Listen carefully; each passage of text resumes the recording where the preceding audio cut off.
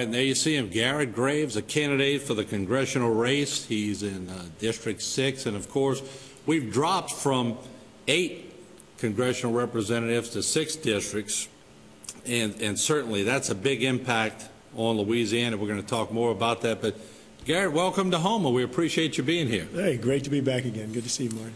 Now, I know you're no stranger to Houma, so we'll talk about that a little bit. And in this race, it seems to be separating between, the Baton Rouge area, and then we drop down to Lafourche and Terrebonne.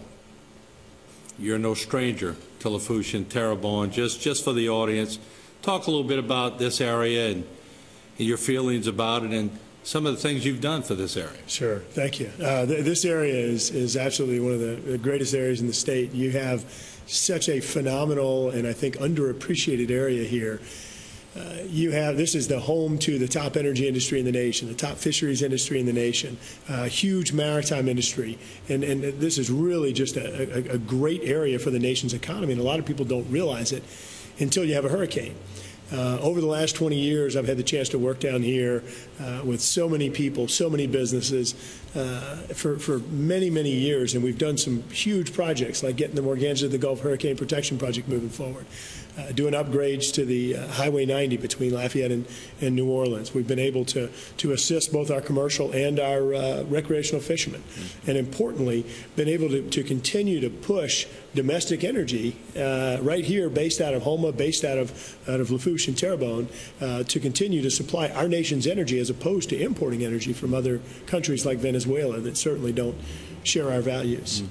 In speaking to the audience, because this audience is well versed on coastal protection and, of course, the seafood industry, and we'll talk about Common Core and all those things, but because of the reduction in districts, we're one of the most important regions in the entire nation, but yet we're going to have less representation to go with it.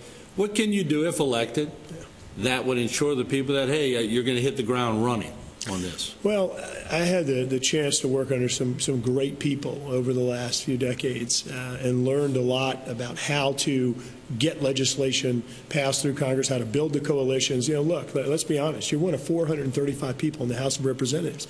You have to be able to work together with people. You have to be able to build coalitions. You mentioned that Louisiana only has 6 members of Congress. The state of California has 53. We're going to lose that battle every single day. So you've got to figure out how can you find those things that you have in common with other states. How can you work with them to achieve your goals? And the other thing is that we need to do more of is returning the decisions down to the states. In many cases, we're not going to ever agree with California.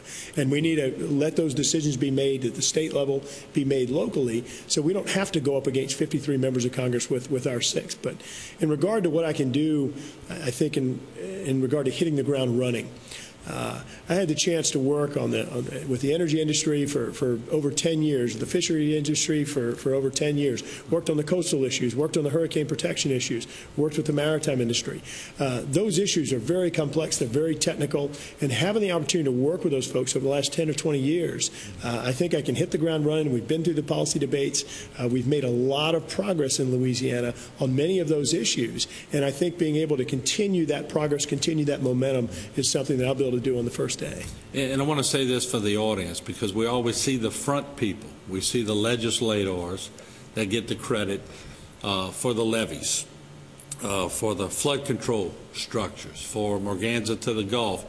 But you were instrumental in working with those legislators. So what was your role in that? Because I know the legislators bring it back. They have the press conference and they say, okay, we got $100 million. But what was your role in all of that, just so the audience knows? You can go to the transportation projects. I was the one who negotiated probably about $2 billion in additional transportation projects, everything from the LA-1, the new elevated roadway down in Lafourche, negotiated upgrading Highway 90 to interstate standards, and that's continuing, negotiated and actually largely took from the Corps of Engineers, the Morgangia to the Gulf project, working with folks like Representative Dove and Reggie Dupree and other folks here, to take that project from the Corps of Engineers and let it be led locally and let it be led by the state. Now that's the largest hurricane protection project in the state that's not being funded by the federal government. The largest one. We put over $300 million into that project. The La Rose de Golden Meadow project in Lafourche Parish is another one that we took from stalled and invested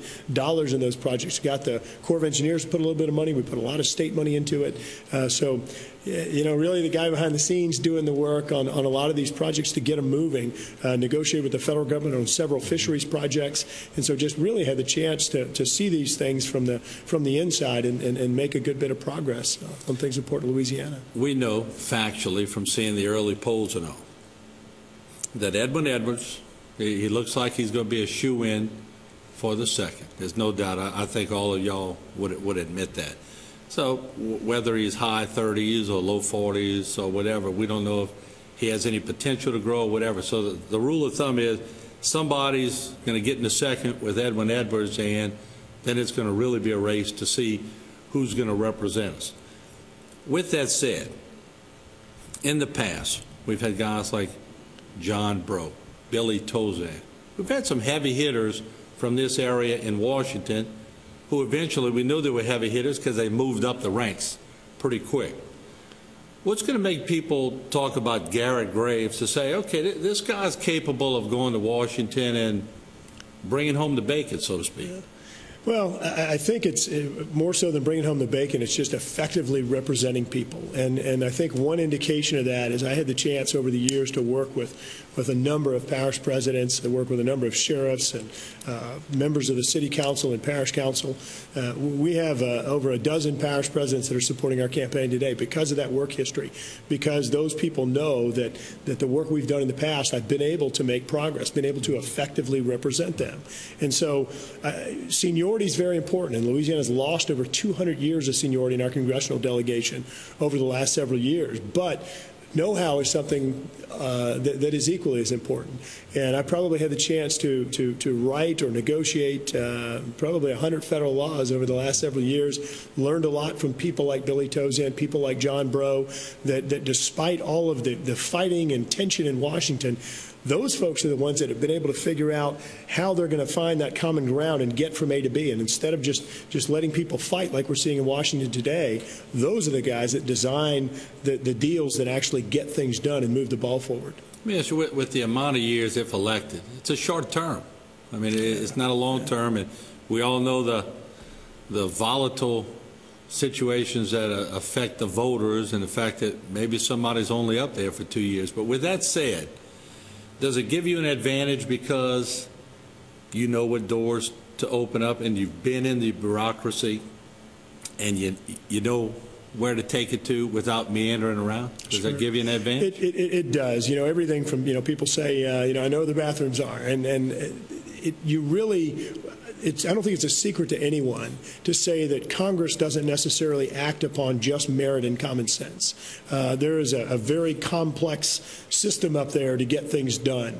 And, I'll tell you, I made many of those mistakes or errors early on in my career, and I feel like that I learned from those and now have been able to get things done, been able to draft and negotiate legislation sharing offshore energy revenues with the parishes and with the state, been able to negotiate legislation to significantly increase the dollars coming to the state and to the parish for transportation projects. A lot of things that are really critical to this area I had the chance to be involved in. And so instead of coming in brand new and taking 6 to 10 years to figure out how things work, I really do think that I can hit the ground running. And while I don't have that seniority that an incumbent member of Congress would have, I do think I have the know-how to get things done. And that's one of the things we need right now. Looking at what's happening in Congress, you have complete dysfunction. The president's out there doing whatever he wants because the House and the Senate can't agree on what they're going to do. So we might as well live in a dictatorship. And this president is not doing any favors for Louisiana, not doing favors for our energy industry. I want to talk about that more. We have to take a break. We're going to come back. We're going to talk about regulations that have been placed on Louisiana and what Mr. Graves would propose would be a good solution to sort of release some of those and get Louisiana back into some of the areas that we've been so regulated in over the last couple of years. We'll take a break. Don't go away.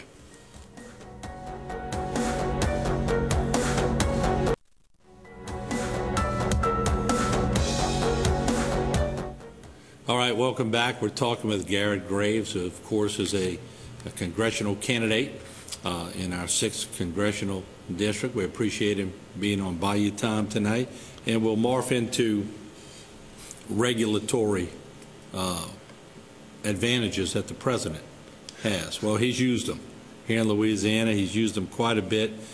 He said it was because of BP, but he probably would have used them anyway, it seems.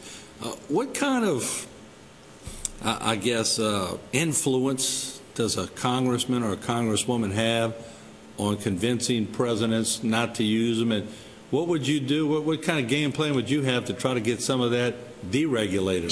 Sure. Well, I think the biggest advantage that we have to the president is that I think in Louisiana our ideas are right and his are wrong, and always being on the right side of things is important. You know, the president, as I said, he has not been any friend of Louisiana. This district in particular, this is a conservative Republican area. We need a good conservative Republican member of Congress.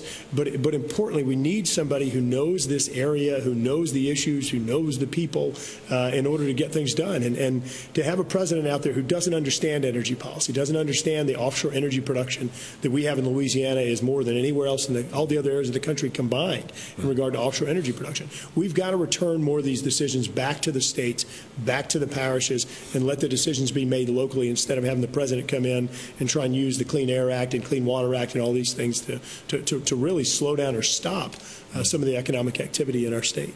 Let's switch to education. I know we have a short time. Common Core's been in the news big time, and it's a hot potato. It is. Most people avoid it like the plague, but talking before the show, you have some ideas on how to balance the argument. What are some of those? Look, I think it's great that people get involved in the political process and they share their opinions. This job is all about representing the constituents, representing the people. What's important on Common Core and on education in general is that you're not going to find anyone who disagrees with the goal of improving the school system, improving the proficiency of our students. Instead of just having this fight on Common Core, anti-Common Core, we've got to come together on that common goal that everyone shares. That let's improve the schools, let's improve the students, the proficiency of our students. If there are privacy issues, let's fix them. The federal government shouldn't be invading on our privacy.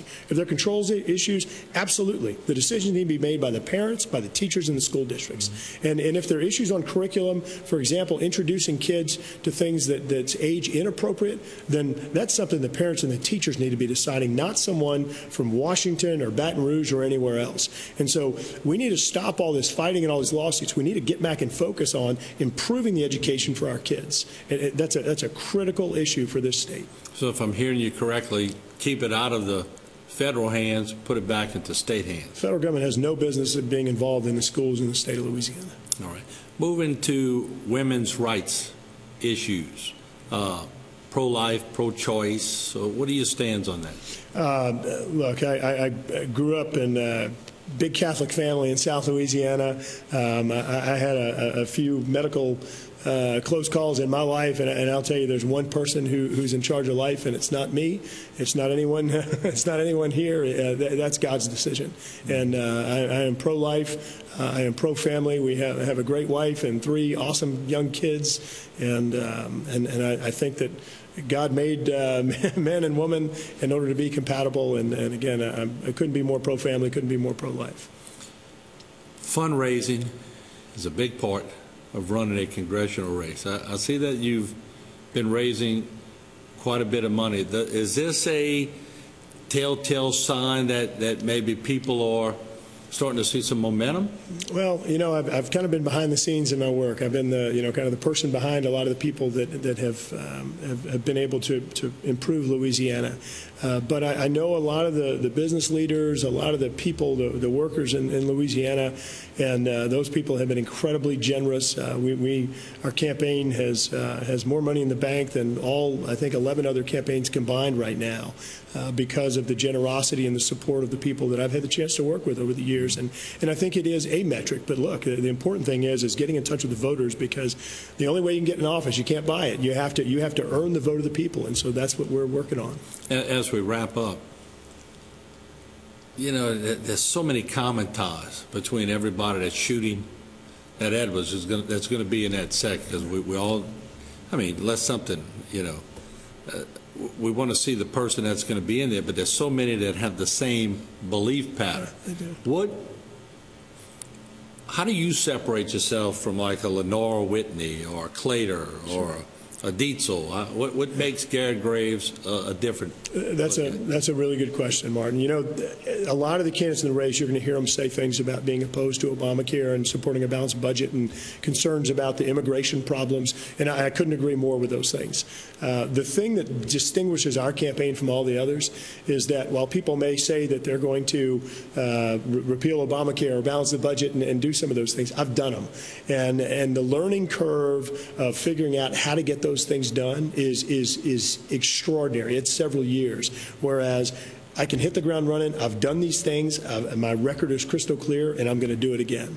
And so if folks want to talk about local issues here in Terrebonne and Lafourche and South Louisiana, I'll talk about them all day. I've been working on them for 20 years. If people want to talk about the most successful strategy for getting something done, I'll devise that strategy, and I'll talk about it all day long. So those are day one issues for me, whereas I think for many of these other candidates, they're going to be looking at several years of a learning curve that I don't think we have time for with this president in South Louisiana. Well, Garret, we appreciate you joining us on Bayou Time. The campaign is in full swing now, so I know it's going to get pretty strenuous in the next month or so. Well, thank you. Great to see you again. All right, thanks. Once again, Garret Graves, a candidate for the 6th Congressional District. We're going to take a break on Bayou Time. When we come back, Harry McCullough's going to be up with sports. Don't go away.